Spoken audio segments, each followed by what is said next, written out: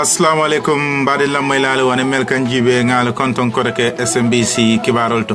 men kabonale BCFM radio do tan sayni say anen tombululu alnal bade malam koreke pakaba suso manolo bidon kibarolto alba mem moyla alba moyla UDP la nyaton ko balanta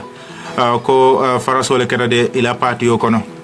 bi fanan kibarolto alba moyla nyimmen keta nyimme alon ko wala keta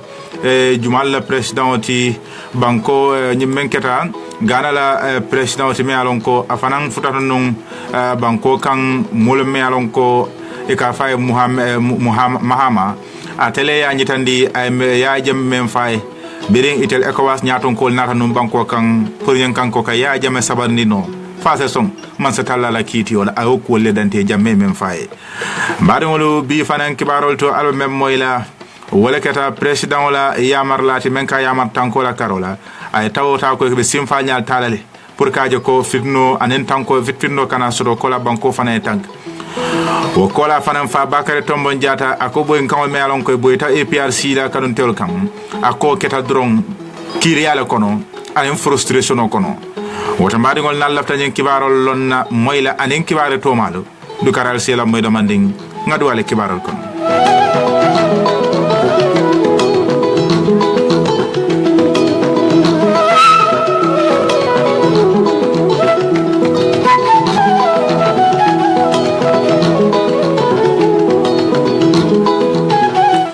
Mariolo silence na duwa kibarol kono sayin ka fanundale be jiber kala kibaro folo men na wodum bedending nyaton kollela jumalla nyaton kolu Gambia former ruling alliance for petrotegri orientation and construction party APRC la nyaton kolu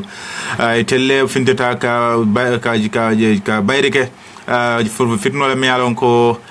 boyt ni ko boy kan mealon ko boyte lambe boyta menna ila party dum kan anem fonde ke dan tawlu busumbala sato kono arabalum ni men keta boen kawnyenti aketa kabri APRC be la banku be tamola be tambe kam busumbala ka bono la banku be tamola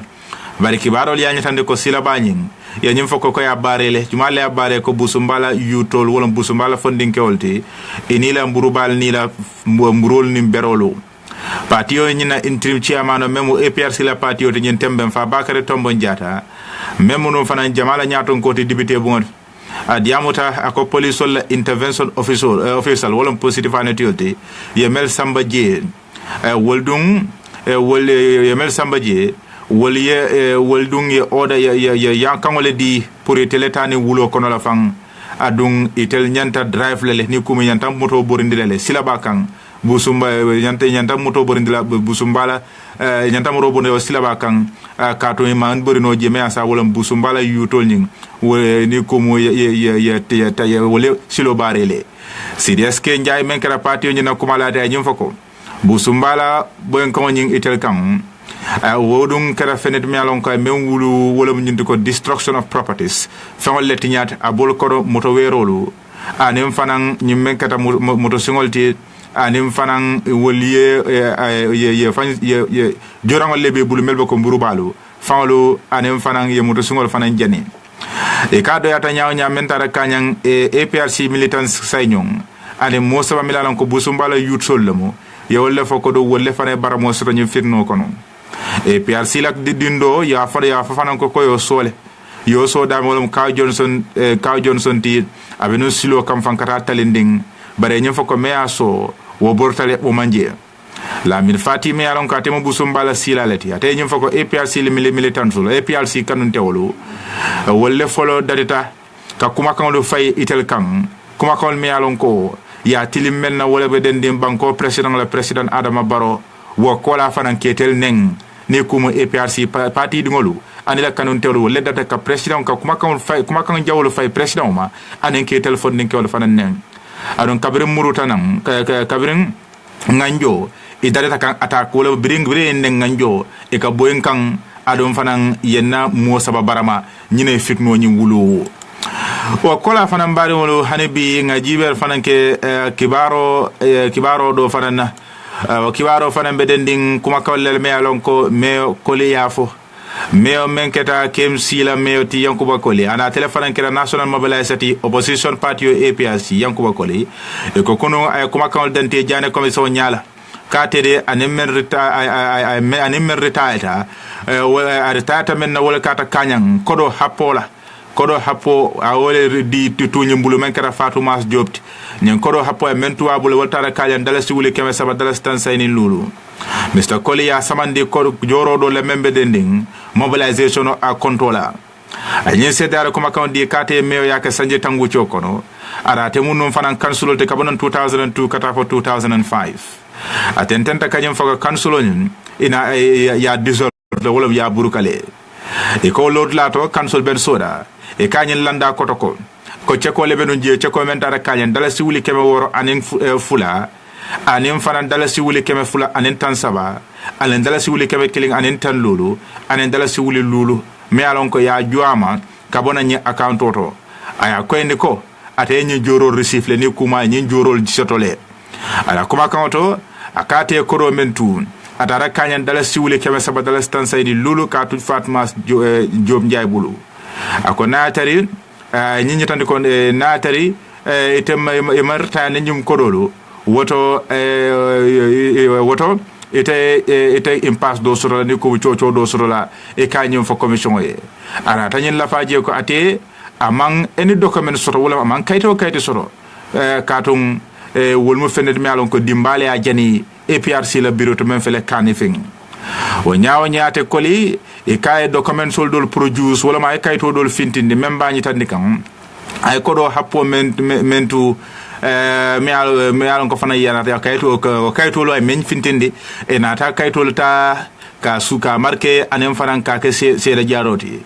Mr. Koli ay nyon confirm wala ma nyin tonya ande ko do happo yo jole nung at yo jole nung atima pour KMC la mobilisation team wo ko wato mi alon katabe non chairman yala anata nyin la faje ko ako anata nyin la faje ko atabe marlen num fang atabe marlen num mobilisation nyin nale pour ke welcome wala mo ke bendung anem fanan saro pour juma wotumo memuno Nigeria president Goodluck Jonathan November karo 2013 sans kono walen sante ma sanjulu komantolo non atententa ka jabiroke ko mobilisation timoyin wolmunun group of women politicians le wolmu musollo munu milalon ko politicians lo meti anon ko donyin ya juama men wulta pour wolye council ben soda nata nyem fanan la kotoko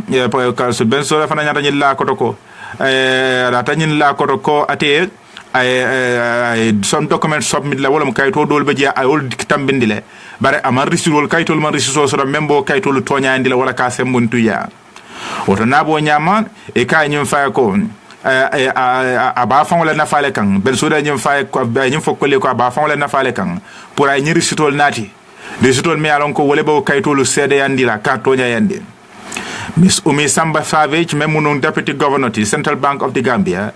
e ka fana seriata ko wato transaction mentara kanyan don to ko mentara kanyan dola wuli keme dola million monne sai yo ta don to rotile da fana yo seria adun ay nyim fako atebenung principal accountability ado woko keta sanji tan woro wala ko man to nun ning anen ko kan jamalo wolle danteta e ko akko fana betenten tenen lung jun karoko na tilitanning lulo jane commission wa kola fana mbari wolo nimbota woto nyimmen keta nyimmen fana keta Gambia memunun patio temialon ko lebinun kulo kan APRC patio ibe diamu kan nyimboyen kan woto ila jikumala balo Sidi Njay nyol kata fana fo ila nyaton ko même fana keta fa bakala tombo jatati ebe diamota nyum fitnolal men keta busumbala sato tele men jeto wolamu yimu hooliganisme leti fitna mañalam anen danda tambito maña iteliaje wala nya adu ila nyim banku be tama to nyim menketa yankuba koleta kuma kawlo foje nala kilo ba ko nga fale nak non kibarol to ko sa abala fata gambian kol yele ko gambian kolu itel sa itel mu second class regional leti wala banku dingol manke gambe dingol manke banku ding fololti ne kumu gambe dingol manke banku ding pirolti saing adon bara ama kondi sa jumallam banku dim piri pirolti jumallam first class citizenolti e kate nyi menkara fa bakara tombon ate nyi menkara yankuba koleti amoko kondi wala kata kuba kolti me alonko na sam fati na sam fati men fele amerika banko kan mellon tabak tanko la karola allon tabaka fanan politiko la karola ako yankuba kolila o kuba kanlo mo politicien kuba kan doron ne bare kuba politiko la nyaawnya kuba kan dolbe je ma nyanka fode ako sayne gambe dungol fankata gambe dungol hakkanti sayne gambe dungol fan ye fanje ba gambe dungol ila kamale lota ila tamenna yo sinde wala kala president barodi adum telle sinde adum president baro mo banku ding hakkanneti me banku dungol la hakko anila nyanto dila momo sanyam banko kan e se diamu no te nya kalan kalanna ita ko ma jibela woto na tare man sa kunda sorota na tare patio sorota me banku dingol ke second class citizenolti woto APRC patio lo anila nyaton ko menketa president wotinu ya jamme sam fatia fo wo kola fanan membe dending kuma kan le mi alon ko Hamad Bayafo Hamad Ba men ko president baro nyanta sanjilu le sila ba bankola kamben kayto yole fo bankola marra kitabo yole fo adu momo kanyi mira ko president baro be sanje sabale sita wala ite fialle de ka ton kabri telbe sanje sabol fa kabri be kamben kanu sanje sabola itel malon non be mentarla ti nyaaroto adibe mentarla kulto milalon ko ya jamme yole tu nyambanko kan ala marlo koto itel molon je adun ate nyimmen keda Hamad Batin ako do kul me alonko ni president barola nyaaton ka ko de nyanta men kala wol beta banno la sanje sababu ciokono de woto mu fenet me alonko fenno me alonko president baro nyanta silale pour ka sanje lulu nyen kanko ka do kol keno sam fati fana ya nyitande fanko ka ko ndi lew baaw mo jamal be jakallen adum mo jamal le nyina mutako komin menketa Halifa Sallati anin Sidia ika kuma kalmen fo kaji tande ko sanje saba kambenta walla sam kaji tande ko te munum multi melon ka dabe nun nikuma ko ay kulnyin kalamutale ba te benun Dr. Tourela Kampola tel maran chokinyola Carola je Dr. Tourela Carola ay nyitande ko wo kachamu kachalti melon ko kachata la nun biriya wate oke kaji tande ko membe coalition nyaton kayala aketa Adama Baroti wotumo bare biribo ko kacha kan Dr. Touré ko le sanji lulu ba bankola kamben kayto sanji lulu le fo bari Halifa nyola nin to malu wol ko sanji fula Halifa ko sanji fula wala sanji saba barako ate sam fati même mi alon ka binyon ko bakal fo kan out front kachato mi alon ko akakake ye radio to jamen kara BCFM radio ti ko ndi lewje ko akode ibo kachale ke kam birim president baro e lab moy atiyalon ko sayen nin ko betente na nyin ciocio la nyin kachala nde tano la adu wato be takane wotumo kadun campagne kon adun carte fo man jamfa e ko tenno president baro ya hay fe dron adu wa hay fe nin nyimmen yalo ko lekata Halifa Sallati afana nyimuta fam fe ko sajje sabalom bal president baro kewata lede ako yalo ne ko atiyalone abinala banna nyamen nasi ni kumunata ka na kera president oti membe tamala wolebe kala don constitution e mendi wolebe kolbe kan adon constitution e mendi wolebe kolbe kan woto senyire man soto ka foko e sanje sabale signa ko man soto folo ka kwendi men soto don wolemu ya ko katiale bare man fen signé kanyitande ko kambento ko sanje saba wolebe lola ara telab miraroto sanje lulu president baro nyantole sila adon na telefona sanje sabo sanje sababu kala president baro yi o dépasso sembo bo warla ay ñu kuma kan le di ala hakilima membe denden ñin sanje sabo fo sanje saba president baro ñantole sila wala sanje lulu president baro ñantole sila bari wolu wakola fanan saing setenten kajiber fananke kibaro dola o kibaro fanan bedending menna wala keta kibaro ti membe dending jumala wala be den fanan kuma kan le melon ka bota national security advisor bulu ben ka president ya mar tankola Carola atele nyum foko fitno men keta APRC la supportal tema anem funding ke dantanol men fele busumbala sate kono akomo fenet melon ko ba jibelale adon fenno melon ko niya ni mel mutan ye luwa tinyaaje ako men nyanta luwama luwa ba kelale jilla koto de fitno nyi melon ka keta aketanun kabirin APRC bota ilani tibesti bota santoro kana kombo ma fon le nyum kumpa boroto be tambe kan kombo na sate ko non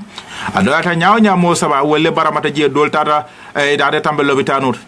ada coco kera fenti mialon ka tententa fang fo somanda wo suto fa tententa fa somanda adon funding kewol subala funding kewol fu mata je baki ado waje kam fata je baki fangde abe diamo kan non bu sumbala fuskunun nyim menketa ta general Mamadou Badji ay nyum fako nyum kuwen kela ten ako is unfortunate nyum kolati mialon ka bala fa amanyanka ke nyim gambe kuto kono adu momo luwaye muta menyanta luwama abe akelete mari lale anata nyin la faje comme mansula political fracas la mansula politico fitno la nyimbanko kan démocratie ay nyindi political players wala political party ne momul mel kam mam politico kono démocratie nyindi lale wala mu liberty nyinti fan soto nyinti anim freedom nyinti pour yela operation ko wala yella mam manke nyaala men luwal tata ado mul nyanta jam fala ko lel menon ka be politico fitno wulindila nyen kanko ka kairo bula ay tama ka kairo bula ay sabati situation on nyin wulo al halo nyin tan temben concern lo mu de kulo meron ka president nyin sura ado nyin temben nga kiskis ro wulinde ak kotale wota funding kol meron ko jorangal be bulu ani be berol fay kan silol kan aden kam moto sumol jani ibe denk lol fo wala be kumala ka foko APRC must be ban kibarol yadi e ko funding ko liye do ko lemuta ado be berol fay kan silol kan e be nyimmen kara moto singolti be jane kan wo kola fane be di kumol fala wala muntu ko APRC must be ban APRC diaku yalom nyante to nyanta tonnale security officials so walam city fande tiolta abol kono director general of state intelligence service deputy inspector general Mamoudou Diop and deputy CDS Yankuba Dramé wol dabe kafol tel melan koy tata nyinjibe menkera imama busumbala le imamo Mamoudou Ba pour na kacha nyinkanko ka tenkung anen kairo sabatindi ate busumbala je member sol walam ka so kafu dingol melbe sub regional forces so economic sojarolo e futata je fanan pour ka police solu sambuntu ya melbe je jamalu iko tennomo inate janjang kafo nyata janjan tenne Ousmane Diatta me alon ka te nyim muta foko ate mu sero let ay nyim fo kibar talale ko ate ay nyim fo ko de ate menje wala mu ay dol jele ay be dunkan imamula korda kono adon yala bunda tinya adum fanan yala window gala ne kum ala moto par wero fana yo fanan tinya ay nyim foko kala muso e boy taw faran kande jeede sedo nyim faran fo je ay nyitande je ko ay nyitande fanko ako awati dantanko biring dunte suto tambita su paramilitary itel intervent wala mi di dunde na taje ado APRC supportal yol escort ado ye nyum foko wol ye muneke ye nyina foko ye même fay wala mu life ye fon le fay me alon ko wala nata min wulu wala mu mulle nata barama akko kono o kola fanan ning police la khumala men kata David Kujabiti na kacha surole nyum ko bedo al sela may demande sila sena kacha nyel landalier ay même fo nyum ko anen sim fanyal me alon ko police wolu ye nyinet ye menta nyum fitno kola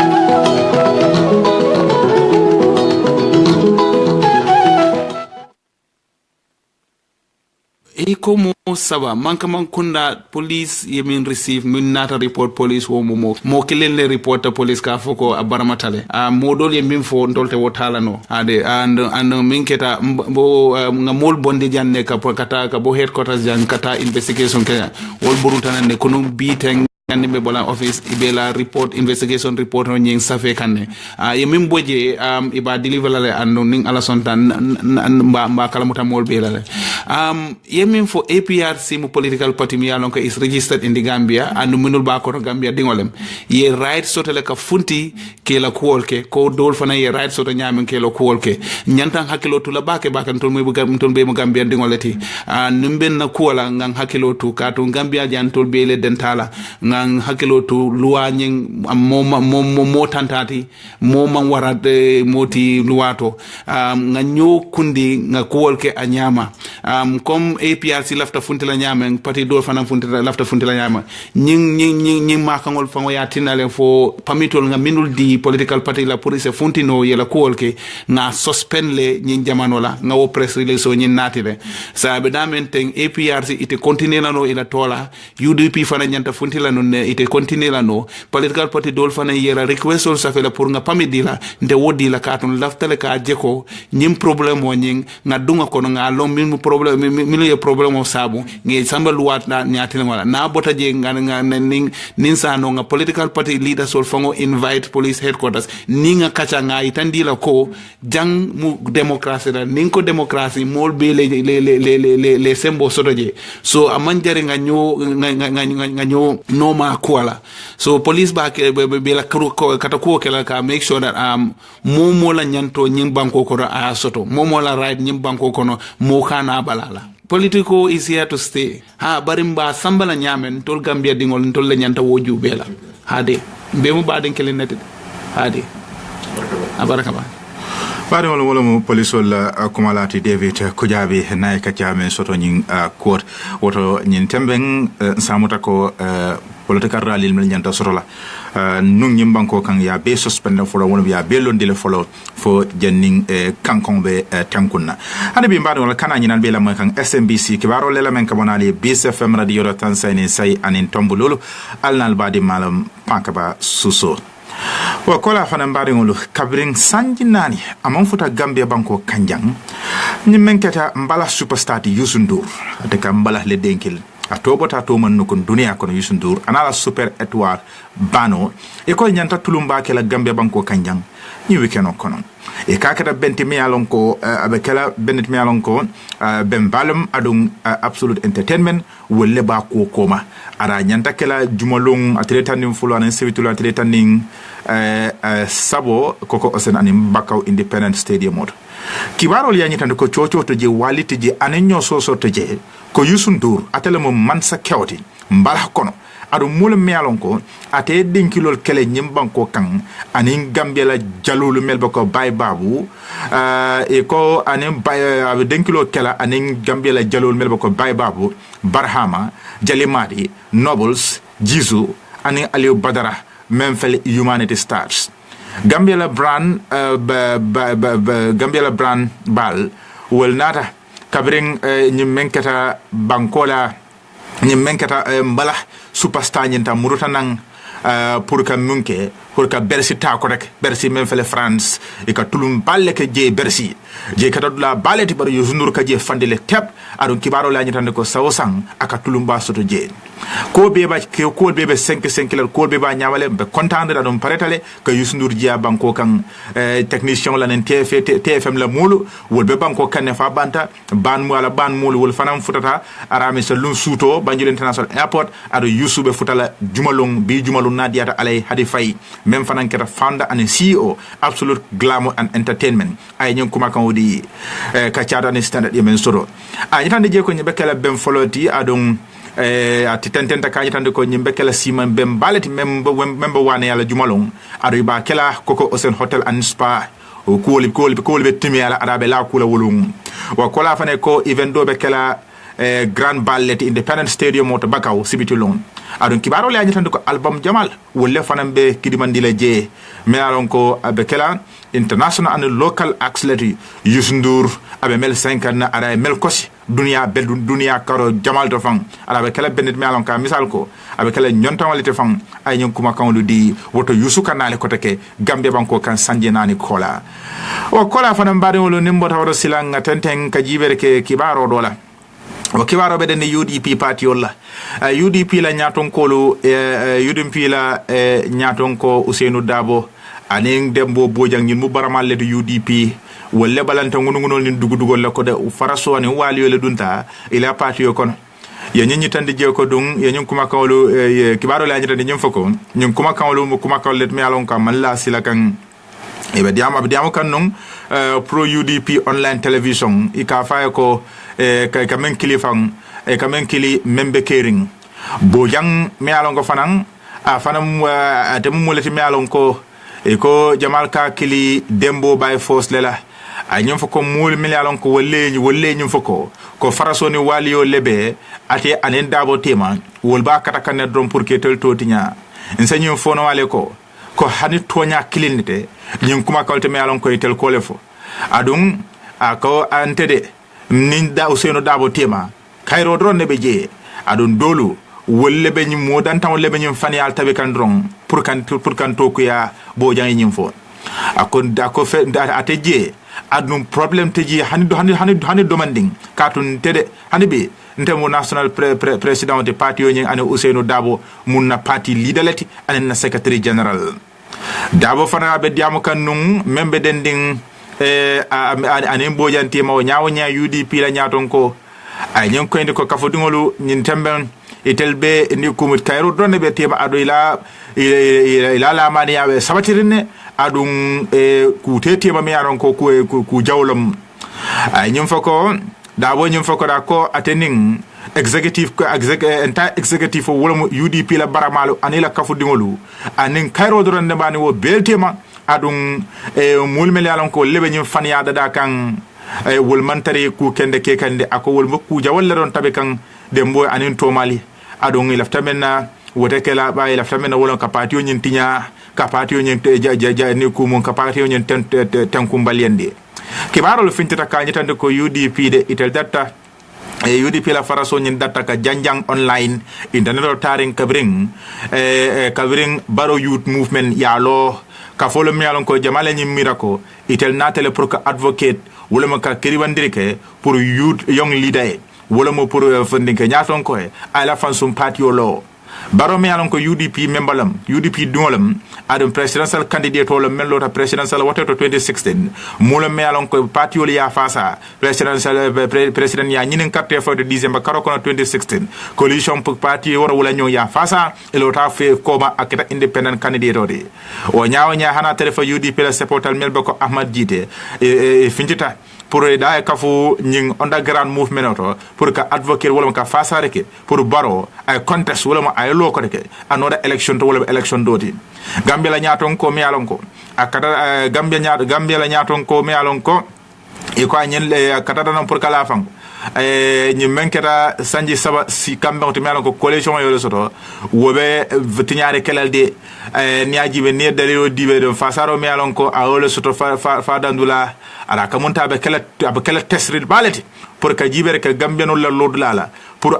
tamu dola lonnal yin di menketa lonnal timel lon tabaka politiko la kola o ko fango bantara kabonan wa farasola kola barola lodo UDP fade kola kola soto de pour ka ko adresse wala pour ka ko ka nyama munku kam fa membe kombo damen to mi alon ko compte mo jamalo wala nyine mutako itel dum yetel fini ko mu barola man sakunda yetel to komale barola man sakunda nyinate yetellale itele bata men suke nyimman sakunda e falota jamalu kombon kas wala mu kombon kolti prominent kombon kas wala mu kombon kolti mi alon ko e lonta e suuteta melboko bankamane ane wajuara woli la kawdi la kila miraro di nyin koto wo ko e fanam bantala wala mu farasoti membe dending barola candidate to barola lo UDP ko le akol fanan sole pour que adresse ke angala wala mu nyinte ko kam fala membe kombo dame to melon ko to jabar ye nyitande ko don ye nyinate tel ko male ate nyim menkata barola man sakunda nyinate tellale ye ko la dilalde ki barol yo fanan sabatinde o kola fanan bari wolo silence tenten kajiber fanan kale kibaro dola o kibaro dong abeden menna wala kada banko nyaton koti fanan president baro e ko jumalung e ka modole kalindi menketa ala kosin fawti indi kake new interior minister te wala minister ko to memara tanko la banko kono men fang sutiata kare fula kola la kabring ya ñom fonyon dala do kola wala jumati me amuta fenun coalition kono may Amad Fati banka wala atamu bankaleti bank do ko at wala bank do ko wala mala bundati Ibrahima Mbalo e ko mola me alon ka do ko fanan ke governor yato bankola tundu darajarim batu men kala West Coast kabrim match karo kono serong 2017 sa kono Mbalo ya kalindi tile dantan kabrim fitno dunta de opposition aneman sokundala kanon tewol tema me alon ko ay mo dantan baramata je fe mo le fon le fanan tinyata je busumbala sate ko men fele birkama e bantala Mbalo Habib Seydou Dramé la palasota kake interior minister me marra tanko la banko kono menna to mondiro don kra fenti me alon kon ay ñinen kare jamal le fayan ñinen kare jamal le wulu niajibi atela londo man dinka nyamen ala fahabro de sara nyamen tanko la tanko kulto kibaro li yañi tandi ala fo ndiro mi alon ko yole fo ñonde memuno ministre me mata tanko la ministre me mata non tanko la ministre Dramé même Moussa Gambia la secretary general ti sa bankola saferaba même fana former SG Dawda Fadel la palaso tay même fo ñone tenen lung ad ya wulindi pour état si banko e bantala America banko kan e ko ñina kara signa fula jawti president Barrow abe minister Bayla kabring ASM bota 10e karo kono 2016 e ko ASM bota kabring sila makolbe keren tankola karola kabrim bankola president koto ya jamme abalanta ka song man satalla la kitiola anen gambian kolla la finna kola bari wala hani bial bela mo kan SMBC kibaro le men ka bonali bis FM radio la Tanzania say anen tombololo akitara jebonti men folaliye pipeline sate kono alnal bati malam pakaba suso wo kola fanan bari wala memunung president ti Ghana banko kan John Dramani Mahama wala ñiñitandi signa folo ko bankola president koto ya jamme ate ma kawandi men na wala mu ñinti ko tubabo la adem tiliji bankola mar nya jawo kabring ate nata ka futa bankola president koto ma ya jamme pour anaye kacha ñinkanko carte bankola carte fo fitno kola nan hakilo ba ku December karo atilit December karo 2016 carte presidential wate kola ya jabe balanta ka song carte fo la le koko president membe sirin sa president Barrow ya kanyele wala sabu nyi menkara Mahamati atenata nang pour ane jamme kacha nyin kanko jamme so song man sa talla la kitiola Mahama nyum foko ECOWAS kibaral ko Mahama nyum foko ECOWAS Italia da kafu alfal kono mele alon ko yo le wulinde pour yena pour ka ya jame kaccanyo ya pour a saison carte fo nyin na katum ate fon men kara Mahamat ya te fon bouté carte fo to le Ghana la presidential wote to men kara 2016 ada ate de awdali lo ala so kan anala misalo ate ala fa keta taman sero de nyamen wadali lo kan ya nyine mutako ate nanata ate asete misalo tano afadna pour ka ya jame ya mar ka nyita ndala ko adabe nun kulo kan ya no asonta woto ya jama fanante song e ko kaccato me alam kan Ghanaian television do e men soto Mahama wonya ayanyita ne ko ya jamme kena bato abalanta ala ya marola la kante sonne la kansula sunte sonne la ya marola ya jamme lo fa kena bata ka hani me fam batande fante sonna jamme e ko folo asontale de ko ya nole presidential wate to menketa December karo kona tili folo 20 ya nola sontale bari ya jame nata hakilo falen biray ñu ñoso so rek ko carte fo ñinde amalla silakan kulle kata jemmel man tembe Mahama anin alfa sabato mal milalon ko fata fin du nyaton kollam yawol ki gambe banko kanjam pour diamu ya jamme pour IG wonya e ko jamalu milalon ko ye wulindina alfa le pour yena ka yamme kiyamar pour ñinkan ko ase office bula e Mahama iko kaccato anen GTV men sura talata lu jelwari karo kana tili kononto 2018 a nyitande ko ate a nyitande yo ko ate abe nun ya da kafo kono pour que président katiande be mu ya jammeti kata ate fota nun kate fo nyinnalde ako Gambia ako de Gambia wo mudlalti mi ko Gambia mudlalti mi lon ko nyaajibe hakil mara interesting tanu mbake ko was benta adon itel nyanta kafule nyanta alfa le kafulo nyon pour eta Gambia banko kan ado wato ate hadibe atamu president bari ate amang nikuma amang sembo di follow bari wo nyaawo nya kabrin December atli woro kola bari janning January atli woro 2018 atede mula melan kana saddi say na tan kambe nyina pour ate ya da kafundu mul kono ada ate alonne muna sabu ya da kafundu je kata ate laftanun kato ite laftanun ne ate ay ka example oti ya jame katun ate fota carte fa nyina ada sonta ko ya nola ate mahama nyimfo ako woto nyino munu menketa president Koromati Sierra Leone president Buhari Nigeria and president Ellen Johnson Sirleaf Liberia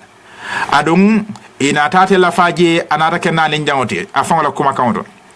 adung ani bi atamu punu president woto itel tata kaka mission folot ada mission nyin a filtale ni kumu itellata amambula ila wultan ata men kama amambula kato diamuta president Jammele bare jamme balantale asaman son atiya jamme kata sonna itel kamen fate pour ateji akate jirade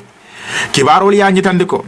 ay nyim fanam fokate nyim menkara mahamati ako ay nyitande ko de ako kulle ate nyim foko ako kulle kera carte fo de memal la silakan ado ate ako disco wala ako lonne ate ya jama ka ako lonne kabring folo ka sonta ko ya butele ado wodali lo kan alaftamenna wala bankola kiti bumbati bankola Supreme Court woldung ya kuye lamoy ala kesola ala balambayala adon italia traile wala ya katale pour ka nyinyi tandala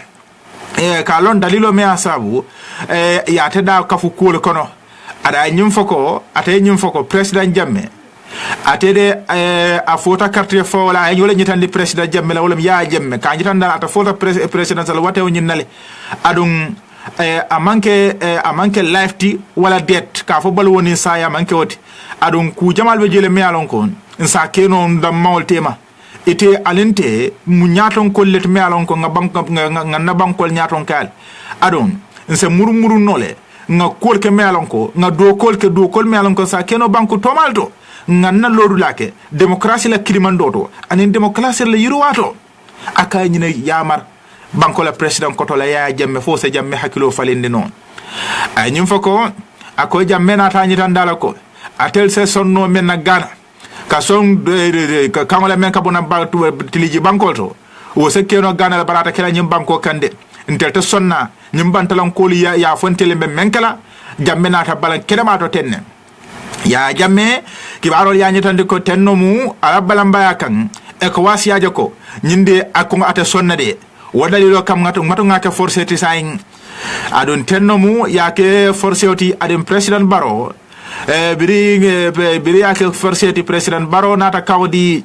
ko ni preye Jammeh te wullade sa yake forcé ti sain nata sonna kaji diaku yalam balu woni sa fa se wulde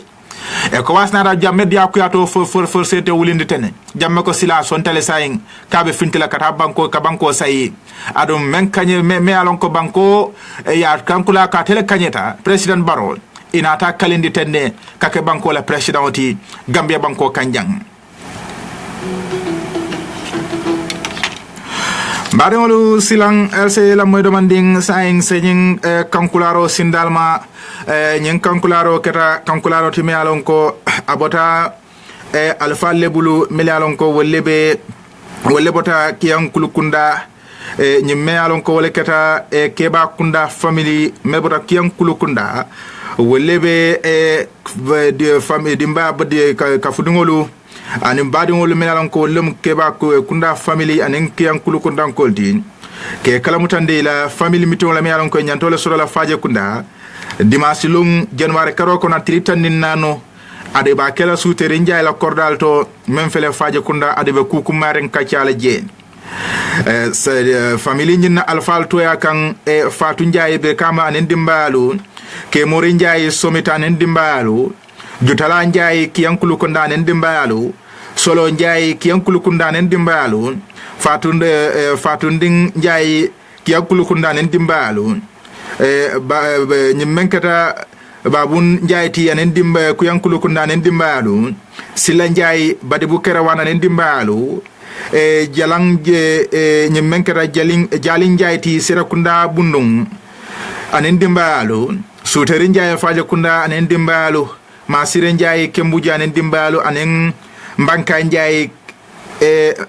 Kondungu Foni Anen Dimbayalu, Ekobe Badingolu Bekilila. Nyem famille miton to bawo ku kumare balle kacala je se futa je dimasulung jonwari kala kala tilitan nano meya futandi wolekata woyna njayti bakaw lamin adama fajakunda anen lamin nabaning mam cham talinding ibe badi family members ol be dimbal be kli la pour ma be nyem miton to bare momo la to ku ko soro la isani number kli men kada 7826322 7826322 iso number ke pour ku ko soto akoto bare wolu bi SMBC kibarolo be ku fala jenne bare namnanta sala kilo bulandi nabi kibare bal Ghana la president koto maham nyem men kada John Dramani Mahamati wala ya nyitande ko yaaje me balantamal kenabatu akate sonna e kamem fay pour ate son kaji ka president ya say banko nyatan ko president baro e kala ko sino le kalendi ka ke sain interior minister ko to de memata tankola banko kan o kola fanan UDP la nyaton ko lo Ousainou Dabo anim fanan dembo bojay balantele ko wali onim faraso mantari ila parti o kono o kola fanan polisolu iko ye tongolale sain political party ul melalon ko I wolle nyanta political rally soto la kap tamantamon soto ne muru mono banko kan ya lundile folo fo nyaato demanding fo janding kankon be tenkun na folo bare wala ñu lamu na kibar balti bi SMBC kibarol to alnal badi malum pakaba suso mbal ne mbara la bak alala may ko ñu mat alama tiloto diala kayra nen kayra wassalam